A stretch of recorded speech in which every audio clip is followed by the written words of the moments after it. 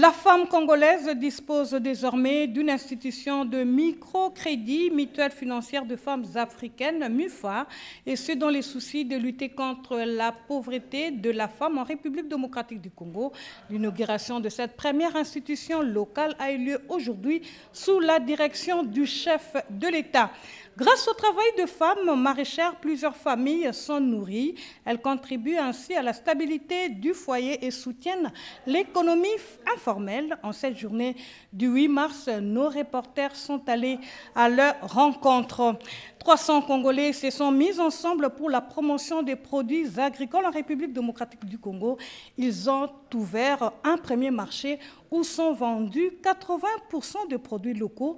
Mesdames et messieurs, bonsoir et merci de nous rejoindre sur cette édition du journal. Nous, toutes nos excuses pour le retard avec lequel nous démarrons ce journal, retard dû simplement au caprice technique. Nous vous informons que ce journal sera spécialement consacré à la date du 8 mars, journée internationale de droits de femmes. Je le disais tantôt, une mutuelle financière de femmes africaines vient d'être installée en République démocratique du Congo. L'inauguration de la première unité de la MUFA a eu lieu aujourd'hui, 8 mars, sous la direction du chef de l'État. C'était dans la commune de Barumbu, et ce, dans les soucis de lutter contre la pauvreté de femmes en République démocratique du Congo. Reportage.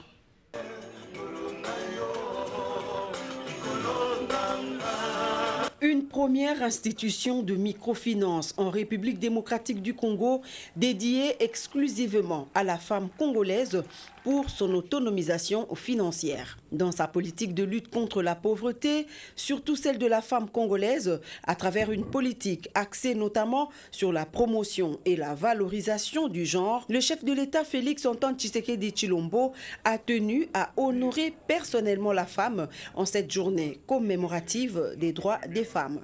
La cérémonie d'inauguration de la MUFA a eu lieu ce lundi 8 mars devant le bâtiment nouvellement construit situé au croisement des avenues Bokassa et Funa, en plein marché appelé communément Somba Zigida. Un emplacement significatif qui en dit long sur l'une des missions prioritaires de cette institution, celle de permettre à la femme congolaise d'avoir un accès facile au crédit en vue de défier les effets collatéraux de la crise due notamment à la pandémie de Covid-19.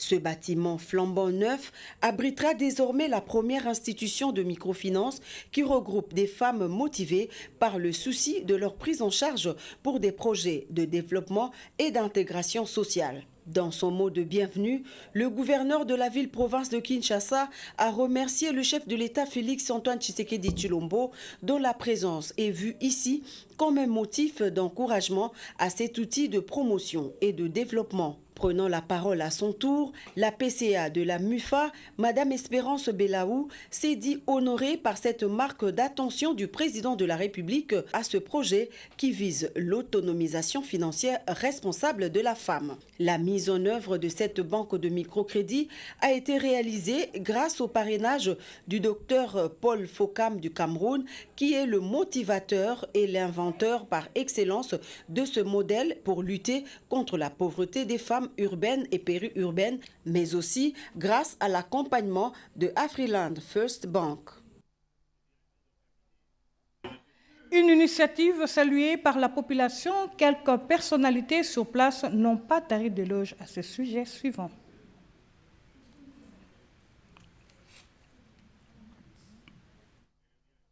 Évoquons de l'histoire de Afriland First Bank. Merci.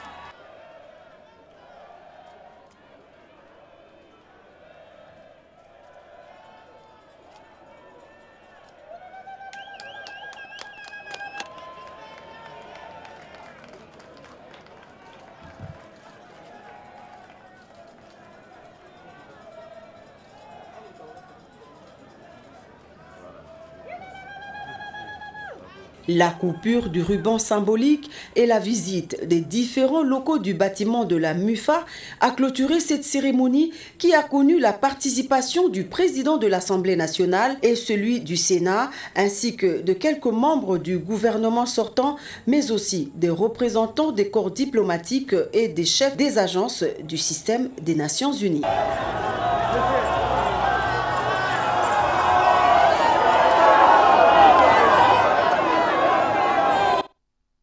Quelques personnalités présentes à cette cérémonie n'ont pas tari d'éloges à ces sujets suivants. Non, c'est un sentiment de joie extrême. Hier, un rêve pour les femmes congolaises. Hier, un rêve pour les femmes congolaises. Aujourd'hui, c'est une réalité. La première unité MIFA a été inaugurée par les chefs de l'État. C'est le symbole qu'il a accepté d'accompagner la femme. Et la mutuelle financière, ce n'est que la première unité. Vous avez entendu le gouverneur. Nous allons l'étendre dans toutes les communes et ce, à travers toute la République. C'est une joie indescriptible pour une date aussi mémorable que le 8 mars. C'est une grande joie, un plaisir.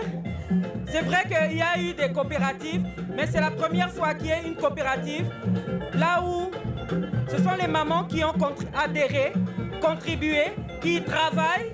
Et vraiment, on a toujours l'habitude de dire que maman va tonga kambokate.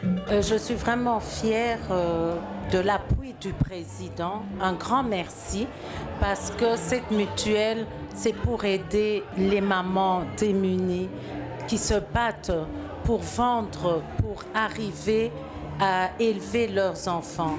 Pour moi, c'est un grand soutien parce que moi, je m'occupe des enfants démunis. Je les fais opérer des grosses pathologies et je crois que si les mamans ont les moyens, ça sera une charge en moins pour moi. Je pourrais aider, mais pas comme maintenant où j'ai tout à 100% parce que les mamans n'ont pas les moyens. Un grand merci au président d'être venu soutenir la force de toutes ces femmes qui se battent pour l'avenir du Congo. Mois de mars, mois de la femme, la participation de la femme au prochain gouvernement, principale articulation des échanges entre le Premier ministre Sama Lukonde et la Première Dame de la République. Denise Nyakeru Tshisekedi a choisi symboliquement cette date du 8 mars pour faire le plaidoyer en faveur du renforcement du leadership féminin et la représentation effectuée de la femme dans les organes de prise de décision. Reportage.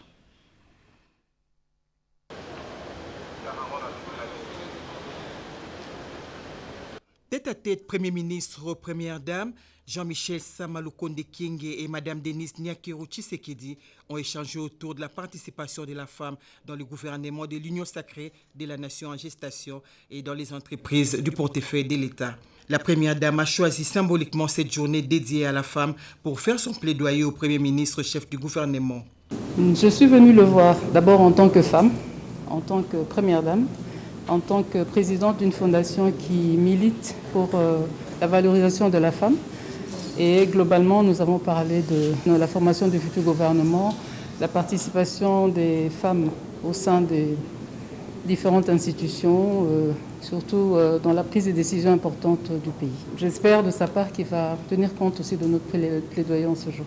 La lutte contre la drépanocytose, autrement appelée anémie SS, cheval de bataille de la Première Dame de la République, était aussi parmi les sujets abordés avec les chefs de l'exécutif national. Réaffirmant son engagement d'accompagner les efforts du prochain gouvernement, Denise Nyakeru Tshisekedi a relaté au Premier ministre Jean-Michel Sama Lukonde Kyenge sa vision qui se résume à l'éducation, à la santé, à l'autonomisation de la femme et à la lutte contre les violences basées sur les genres. Tout se fait avec la femme et sa part reste essentielle dans les mutations que connaît le monde. La journée dédiée aux droits de la femme a connu la participation pour sa célébration de la Première Dame, Denise Nyakeru Tshisekedi, entourée des actrices qui portent ses combats au niveau local et international. La ministre du Genre, Enfants et Familles est revenue sur la politique égalitaire prônée par le chef de l'État. Yvette Mankontima nous en dit long. Quand on parle récession économique, l'impact est beaucoup plus visible chez la femme. Et s'il faut parler relance, elle est l'une des actrices majeures.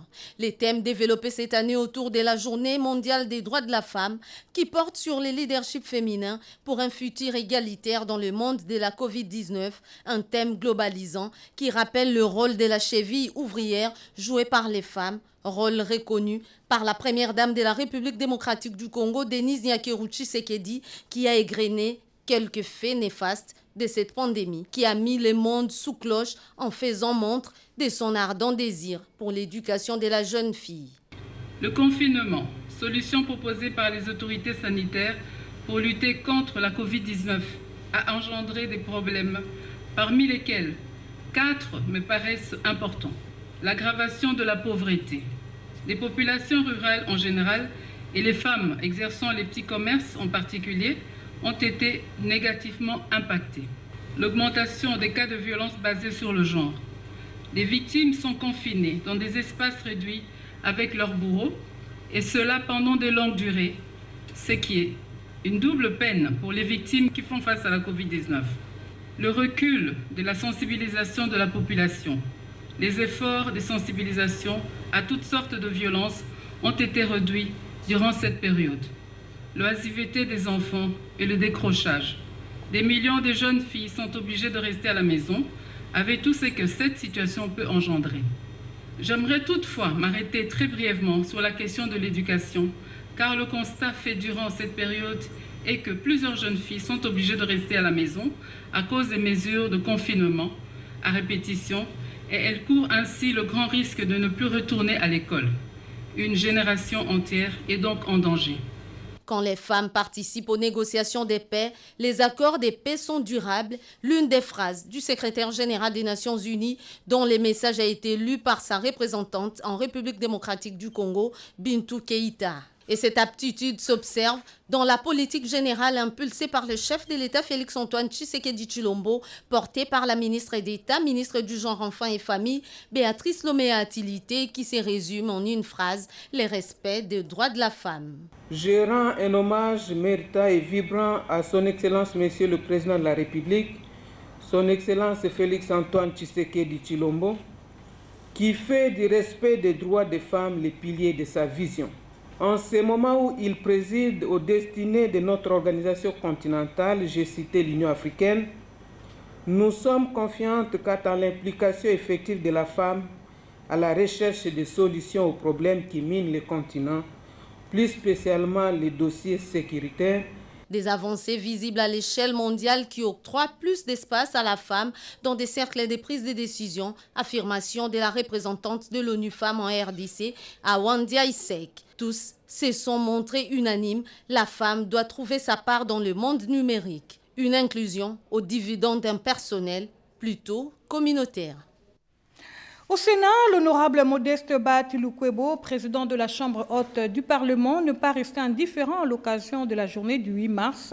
Il était à ce sujet avec les femmes membres du bureau ainsi que le personnel féminin du Sénat, cadre choisi, le restaurant Marina au bord du fleuve Congo. Nous sommes là, dans la commune de la Gombe.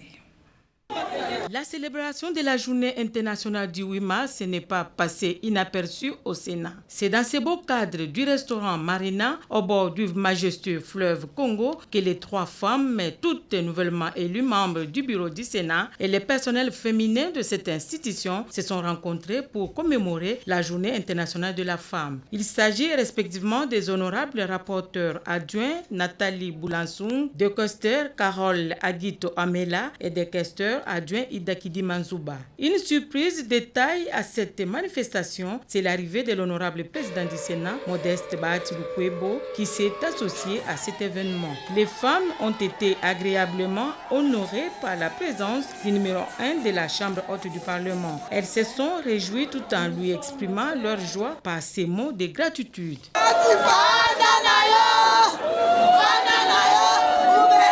Allô les mamans, c'est un honneur. Il faut dire que la surprise est le détail. On s'attendait à recevoir un maman, mais voir notre papa arriver, comprenez l'émotion de toutes les mamans. Le Le président du Sénat, l'honorable Modeste Bahati Lukwebo, a justifié sa présence aux côtés des mamans pour leur témoigner la considération qu'il porte envers les femmes, car le leader féminin est respecté au Sénat. C'est une grande joie, effectivement, de voir que je suis entouré de 3 dames et c'est une première dans l'histoire du Sénat de la République démocratique du Congo. C'est pour dire que l'égalité, le genre, eh bien, tout est en marche, n'est-ce pas? Oui. Notre présence ici, bien qu'elle soit fortuite, parce qu'on ne l'avait pas prévu au départ, mais nous nous sommes dit, la journée du 8 mars, c'est notre journée à nous tous. Parce que nous venons tous de la maman. C'est la maman qui nous a mis au monde. C'est la maman qui nous a donné la vie. Et là où est la maman, nous les enfants, nous devons y être. C'est qu'à vous souhaiter bonne fête du 8 mars. Célébré sous le thème le leadership féminin d'excellence, société égalitaire et numérique à l'ère de la Covid-19, thème qui a été explicité par le point focal genre du Sénat, Madeleine Mambounya, au cours de cette manifestation. Dans le même registre, parlons de la parité hommes et femmes en RDC, une réalité ou un slogan. En ce jour du 8 mars, Journée internationale des droits de la femme, la question mérite d'être posée. Où en sommes-nous avec l'article 14 de la Constitution qui consacre la représentation de la femme dans toutes les institutions? C'est l'essence que nous donnons à cette chronique de notre confrère Odilon Kayuma. De toutes les constitutions connues en République démocratique du Congo et depuis son accession à l'indépendance jusqu'à ce jour, celle de 2006, telle que révisée, a introduit une innovation de taille en formalisant la parité hommes et femmes. En clair, la loi fondamentale de 2006 affiche net la volonté politique exprimée d'assurer à la fois la protection et la promotion de la femme congolaise en l'épargnant de toutes sortes de pesanteurs qui la condamnent dans une position de dominée, sinon celle des sous-êtres toujours dépendants. Un diktat de mauvais goût, faut-il le souligner, a aliéné l'être féminin, parfois sans justification fondée. Et pourtant, au rythme de l'évolution du monde, la Congolaise a su s'ouvrir, s'adapter aux exigences de la modernité, surtout la prise de conscience prononcée du rôle dont elle est appelée à jouer dans le développement du pays. Sans peur d'être contredit, le niveau de maturité et d'instruction qu'elle accuse aujourd'hui n'est prête à aucune forme de polémique. Difficile est de comprendre à ce stade des choses où la République démocratique du Congo, du haut de ses 61 ans, l'application de l'article 14 de la Constitution qui stipule, nous citons, la femme a droit à une représentation équitable au sein de toutes les institutions du pays. Fin des citations. Malheureusement, ce n'est pas encore le cas. Cette disposition constitutionnelle consacrant la promotion de la femme dans toute sa quintessence n'est pas appliquée. Est-ce la mauvaise foi ou le manque de volonté politique? État des droits oblige, il y a lieu de corriger ce retard qui caractérise le combat de la femme depuis des lustres. Le bon sens exige dans les chefs des tenants du pouvoir que cet état des choses soit corrigé. La meilleure façon de le faire est que l'État congolais, par le biais du gouvernement, garantisse la mise en œuvre de la parité homme-femme attendue depuis longtemps.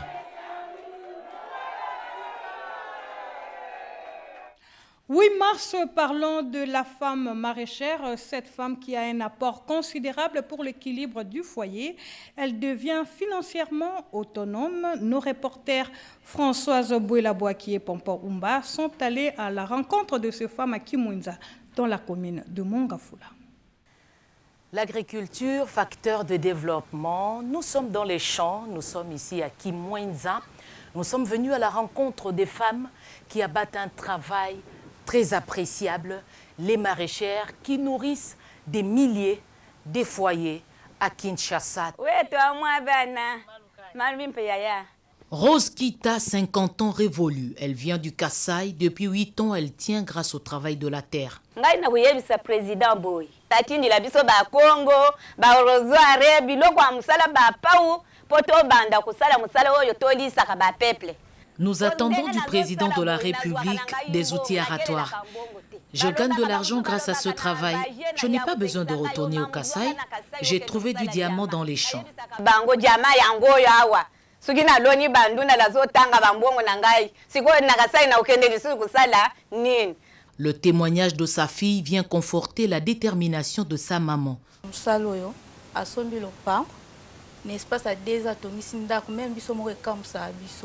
En 2 ans, maman a construit une grande maison. N'eût été ce travail, j'aurais déjà été rendue fille-mère.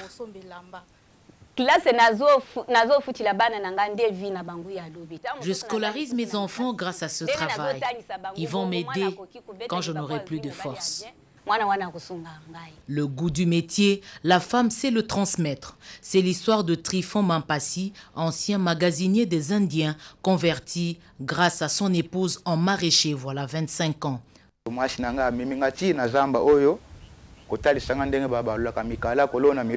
Ce travail d'agriculteur, c'est ma femme qui me l'a appris. Beaucoup ont gagné leur vie grâce à ce métier.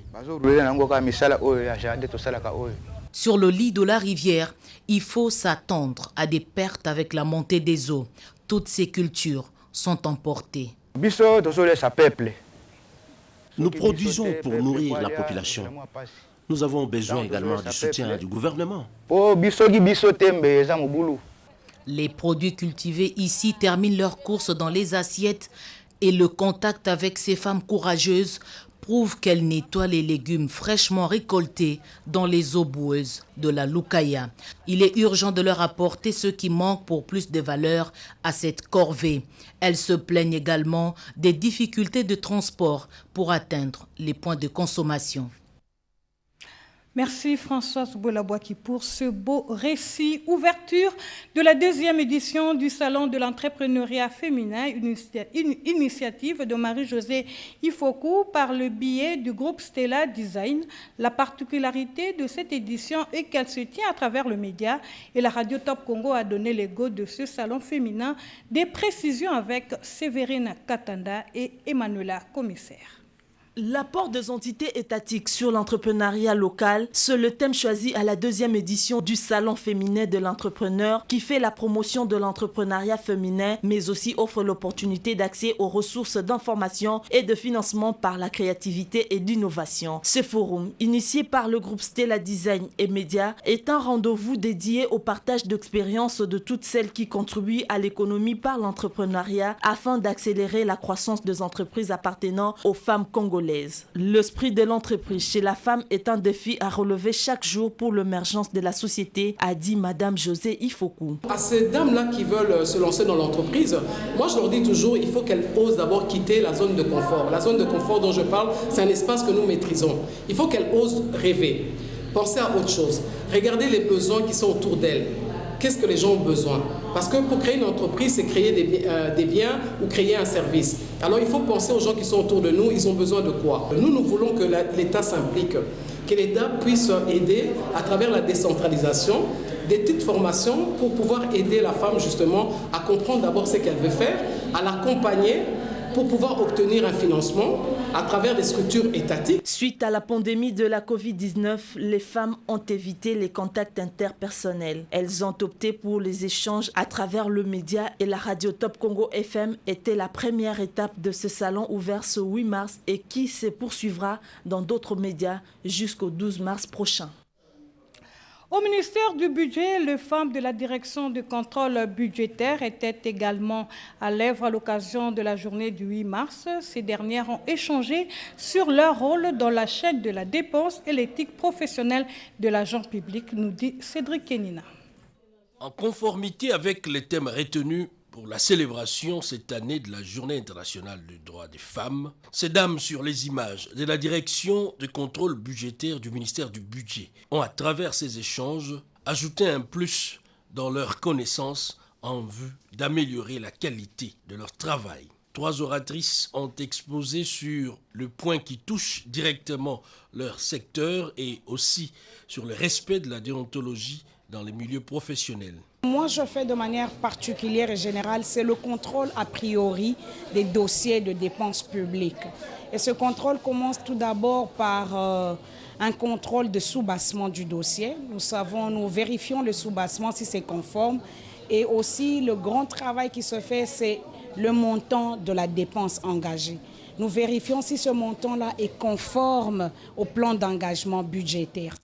Depuis qu'il est là, nous assistons à un contrôle orthodoxe en ce qui concerne les dépenses publiques. Un grand merci à son Excellence, Monsieur le Vice-Premier ministre et ministre du Budget, Monsieur Mayo Jean Baudouin, épris de la défense ainsi que du respect des droits de la femme.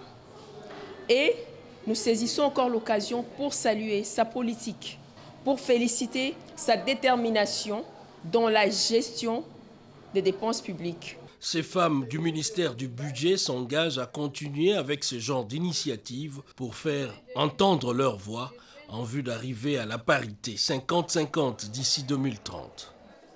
Et la femme de l'Église n'est pas en reste. Au cours d'une conférence de base, celles réunies au sein du ministère chrétien Logos Rema ont réfléchi sur leur position de leader au sein de la nation congolaise. La femme est appelée à accomplir pleinement sa mission pour l'émergence d'un Congo nouveau. Ce rappel a été fait aux femmes de l'église Logos Rema à l'occasion de la Journée internationale de droits de la femme.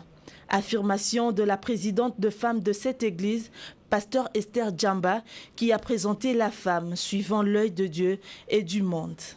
Plusieurs oratrices se sont succédées à la chaire de l'église Logos Rema autour du thème « La femme doit exercer le leadership dans la nation, elle qui est sauvée par la grâce ». Judith Kalonji, l'hôte de la rencontre, a mis l'accent sur la femme chrétienne et l'exercice du leadership, découvrir et expérimenter l'œuvre salvatrice de Jésus-Christ. Dans ce message, nous ressortons le leadership que Dieu a donné à tout homme, homme et femme. C'est pour ça que dans les seigneurs, il n'y a ni homme, il n'y a ni femme, tous nous sommes fils de Dieu. Les femmes ont été édifiées ce 8 mars sur la question relative à leur santé et droits. Et cette tribune des femmes a été une occasion de sensibiliser sur la Covid-19 et le VIH-Sida tel que vécu dans le monde féminin. Cette cérémonie a été animée par la chorale ADC de l'église Logos Rema. Je le disais tantôt à l'ouverture de ce journal, une initiative 100% congolaise a vu le jour à Kinshasa. 300 compatriotes se sont lancés dans la vente de produits alimentaires locaux dans un bon environnement pour plus de valeur à la chaîne de production congolaise. Les projets s'appellent Mabele Cop. Françoise Bolabouaki pour le détail. Des fruits, des légumes, du poisson et autres produits frais de nos marchés ont quitté l'exposition à même le sol pour garnir les étalages modernes. Le projet Mabele Cop sort des terres et voit le jour pour rendre fiers des Congolais. Les mêmes histoires qui sont vendues au marché par nos mamans, dans ces conditions que nous déplorons tous, nous les retrouvons ici, mais alors dans de bonnes conditions et au même prix. J'ai bien aimé la fraîcheur des produits, c'est bien présenté. Il y a des produits locaux et qui sont présentés loin des intempéries et de la saleté ambiante. Derrière ce projet se cachent 300 compatriotes qui contredisent un stéréotype de Congolais incapables de se mettre ensemble pour une affaire. Al-Kitenge leur a rendu hommage. Nous les appelons les fondateurs. Ils ont été 300 et aujourd'hui nous sommes en train d'aller à 500 pour devenir une véritable communauté et créer la société. Lorsque nous avons commencé à travailler, le plus difficile était de vendre l'idée. Le plus difficile était de s'assurer qu'on a un concept sur lequel tout le monde peut tirer et il va rester en place. L'installation d'un tel projet permet l'amélioration de la chaîne de valeur de plusieurs produits locaux, avec comme corollaire l'augmentation des revenus, construisant ainsi une économie résistante aux chocs exogènes.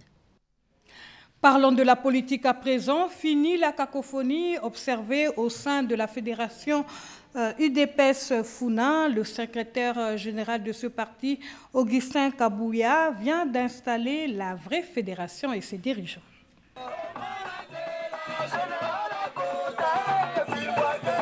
Plus rien ne sera comme avant dans la fédération de l'UDPS Funa.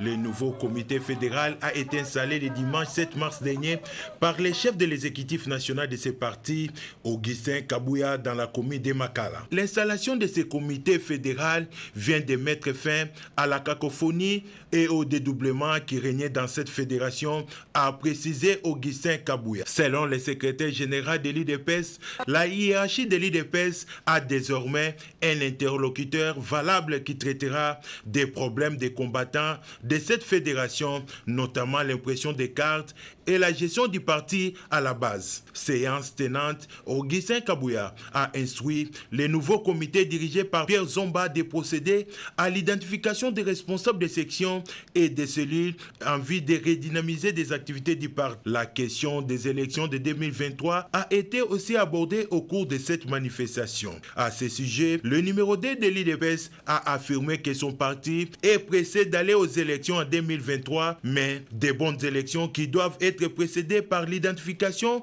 et le recensement des Congolais. C'était aussi l'occasion pour lui d'annoncer sa tournée à l'intérieur du pays pour allumer la flamme du parti dans les fédérations des provinces. La fédération a servi de cadre au secrétaire général de l'UDPS de présenter à l'assistance des hauts cadres et les différents animateurs des organes du parti. Question de rapprocher ces derniers à la base. Les travaux du colloque pour la proposition de la loi portant élévation du docteur Etienne Tshisekedi au rang de père de la démocratie, la commission Charlie Wenga qui y travaille a remis les conclusions à l'initiatrice de la proposition de cette loi qui n'est autre que l'honorable Henriette Ouam. La commission Wenga, chargée d'élaborer une proposition de loi devant immortaliser le combat héroïque mené par feu Etienne Tshisekedi Wamulumba, a bouclé les travaux du conclave convoqué par la présidente de l'Alliance pour la réforme de la République, Henriette Ouamou. Le président de la commission, l'honorable Charlie Wenga, a remis solennellement dimanche 7 mars le rapport final du travail réalisé par son équipe à la présidente de l'ADR, Henriette Ouamou. Les membres de la commission Wenga remercient la présidente de l'Alliance pour la réforme de la République pour la confiance et l'encourage dans le fructueux contact qu'elle aura avec les autorités et institutions compétentes en cette session de mars 2021, en vue d'immortaliser, au travers d'une loi, le combat pacifique mené par le docteur Etienne Tshisekedi Wamulumba, en l'élevant au titre d'honneur de père de la démocratie, ajoute Charlie Wenga. La présidente de l'Alliance pour la réforme de la République, l'honorable Henriette Ouamou, qui a réceptionné ce rapport, se félicite de l'adoption pendant les 10 conclaves de la proposition de la loi relative à l'élévation de Tshisekedi Wamulumba, d'heureuse mémoire, au rang et titre de père de la démocratie. L'ADR va vulgariser ce texte en vue de le faire endosser par le peuple et de mener un lobbying auprès des principaux animateurs des institutions à tous les niveaux, notamment le président de la République, le président de l'Assemblée nationale, le président du Sénat, le Premier ministre, ainsi que d'autres personnalités concernées par la démarche afin d'obtenir le vote définitif de cette proposition sous forme de loi par les 2 chambres du Parlement. Pour terminer, l'ADR réitère une fois de plus son soutien indéfectible au président de la République, chef de l'État, son Excellence Félix Antoine Tshisekedi Tshilombo, et réaffirme sa détermination à traduire en actes la vision clairvoyante de l'union sacrée de la nation initiée par ce dernier. L'ADR d'Henriette Ouamou salue la requalification de la majorité parlementaire, reflétée par l'élection de nouveaux bureaux du Sénat, dirigé par le professeur Modeste Bahati. Mesdames et messieurs, merci de nous avoir suivis. C'est la fin de cette édition du journal qui était spécialement consacrée au 8 mars, journée de droits de la femme.